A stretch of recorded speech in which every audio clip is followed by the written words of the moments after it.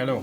So I'm going to talk about some important tools for electronics work. So if you are interested in electronics, you are a professional, an upcoming, like you are trying to learn electronics, this video is for you. Make sure, even if you are interested in electronics, make sure you stay tuned. Watch this video to the end. Watch this video to the end. I promise you, you will learn a lot from this video. So the important tools that I'm going to explain today on this video is going to be the multimeter. You see this is called a digital multimeter. We have them of different type. We have the analog, we have the digital one. This one is actually the digital one. I'm going to make a video of the analog one where I will explain how to use the analog meter. Just make sure you like and follow this video, like this page and follow this video for more interesting content like this. So this is a digital multimeter. This one I'll break down its main parts and what each one does in simple practical way. First of all, we have the display screen. So looking at this multimeter, you see a large screen here. This is called a display screen. Let me show you. Let me use another one. I have another type here. This is also a digital multimeter. You see the large screen here. This is a display screen, the top large screen. It shows your readings, like your voltage readings, your current readings, your resistance readings, etc. So on and so forth.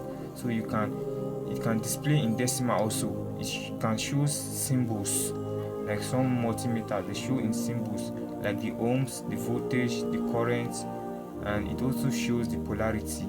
Like when measuring a voltage, it usually shows the polarity. You might see like a minus 2.4, minus 10.1. That's the polarity when you use it wrongly. Like maybe you misplace the probes. These are the two probes. This one is called the probes. Before I forgot, this is the probes. So you use it to place your readings directly. So the next one on my list is going to be the rotary switch. That is the rotary. This one, the one you use to select. This is a rotary switch. It's used to select your ranges. All these numbers here, they are called ranges. These are your ranges. So you might see them strange. These are called your ranges. So this one is the rotary switch where you can use to select. This is the main control. You can use it to choose what you want to measure. So we also talk about the input terminal. These are the input terminals. In some multimeters, they are 4 in numbers, but this particular one is 3. You can see them 3. You see the COM, you see the one they wrote COM, and you see the V ohms, and you see the DC amps. So these DC amps usually used to measure DC current. That is, if you want to measure current, that's where you use this DC current. But to measure other these things, I'm going to make a video on how to test, like how to test batteries, or how to use it to troubleshoot faults on your mobile phones, laptops, how to find faults from your phones or your laptop. So I'm going to be explaining how to set up this multimeter in order to use them. So without wasting much of our time, let's go directly to make sure you plug this one, this black one. This is the COM. This is the black. You always make sure you plug this to your COM, this particular port. This is your COM, and you can plug this here, the red one. That's this other one, the red. That is the voltage resistance. That is for voltage, for resistance, for continuity. You use this one. So for the millivolt, this one is also used for the millivolt. But in some multimeters, they have a separate port for the millivolt. Like let's say like this one. You see this particular one, they are 4 in number. You see it has the current, it has the millivolt, you can see it. It also has the COM. I also have the continuity, the ohms, and the voltage.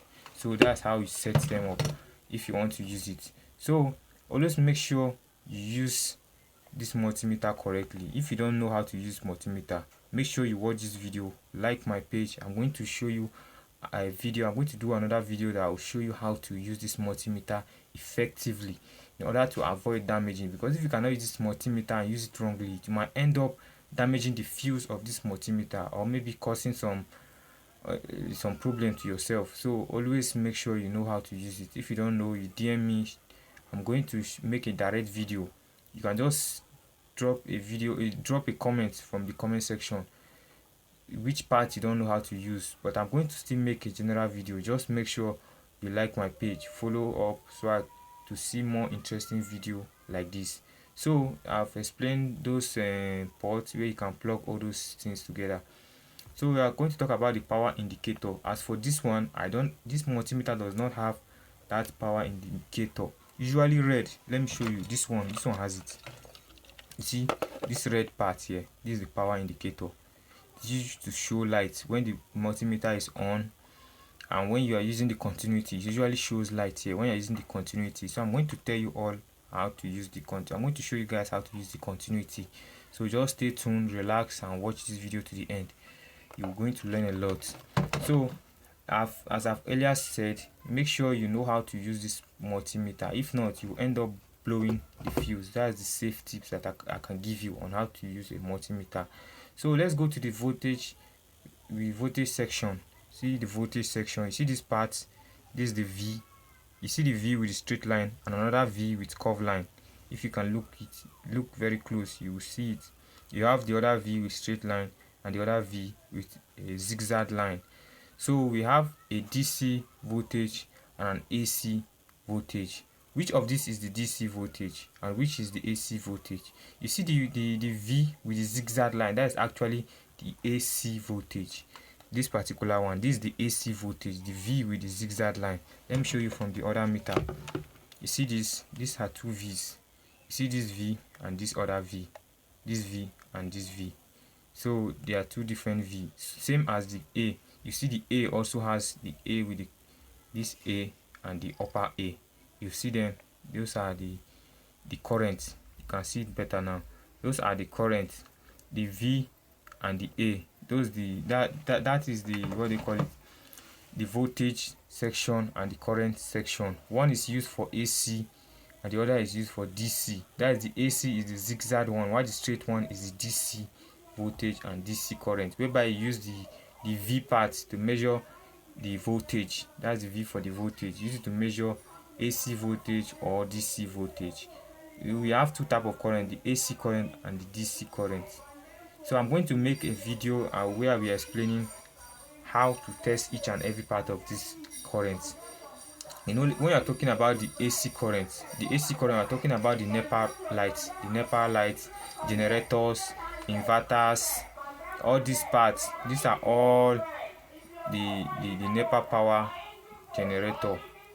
All these ones are AC voltages. But when we're talking about the DC, we're talking about the battery, that is your phones, your laptops, your power supply. All these ones, they are referred to as DC voltages. I also have the current section. Same thing applies to that. This current is usually of DC and AC current. So without wasting much of our time, so those are the basic part of this multimeter that you have to know. So I'm going to make a video. Just make sure you like this page. So I'll be dropping another video whereby I will explain how to measure the batteries using these voltages, using this all these ranges. I'm going to show you how to check readings. The continuity, we have the continuity. I won't talk about that though. This is the continuity. This one here, used to test continuity, like wire continuity. Use it to test wires. So just follow this video. I'm going to drop another video. I don't want to make this video too long, so I'm going to drop another video on how to use all these diode tests, capacitance, microfarad, that's the capacitance, the emitter based collector, that is this particular one that you are seeing, EBCE, that is the emitter based collector. And the emitter, these are used for transistors. It's used to measure transistors. So stay tuned, like and follow this video. So I'm going to drop another video that will show you how to use those things. Thank you all.